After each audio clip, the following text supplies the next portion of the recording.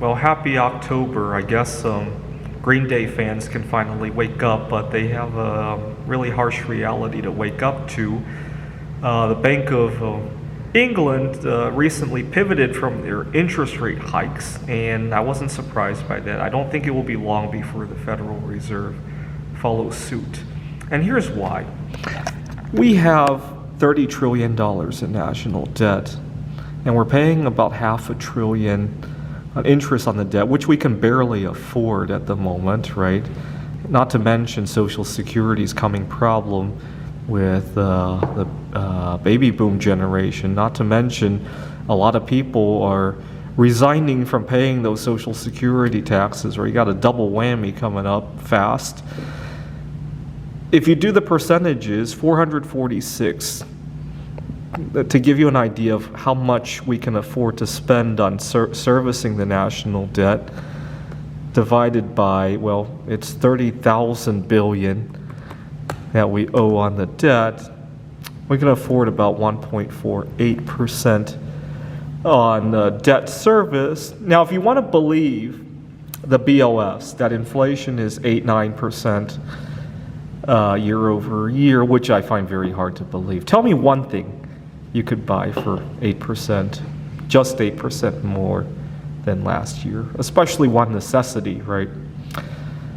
And so we need to raise interest rates above that in order to actually stall inflation, right? Otherwise, we're still going in the negative interest rate direction. So you got 8% of the national debt, which means that the national debt would have to be erased by 80% before we could even think about hiking interest rates. Now, do you think it's realistic that we will pay down 80% of the debt? Of course not. We're going to inflate it away, right? Historically, the only time we have ever paid off the national debt was when money gushed in so quickly that Congress couldn't decide what to do with it, right? We had some of that during the Bill Clinton years when the dot-com bubble exploded. We had some of that during World War II when the rest of the world was blown to smithereens. Basically, a budget surplus is basically when money gushes in a lot faster than anybody anticipated, and even Congress cannot decide what to waste it on, right? That's how I like to think of a budget surplus. So, but don't forget, on our way to 80% reduction in the national debt, it would not surprise me if inflation got much, much worse, right? Which means that the national debt would have to be erased even more.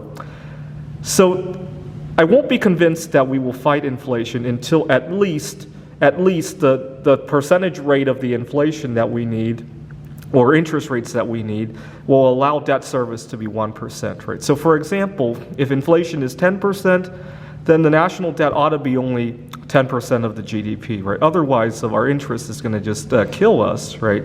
Not to mention bankrupt Social Security, which will not go well with the politicians. So I see at least 10 or 20 times inflation this decade, right? If much worse than the 1970s. In the 1970s, we had 2x inflation, and gold went up from $35 to $800 an ounce, about 20x, right? This decade, we could have 10x inflation with gold going up 100x, right? And I wouldn't be surprised if at the end of the decade, we revalue our dollar so that every 10 old US dollars, or even 100, becomes one new US dollar.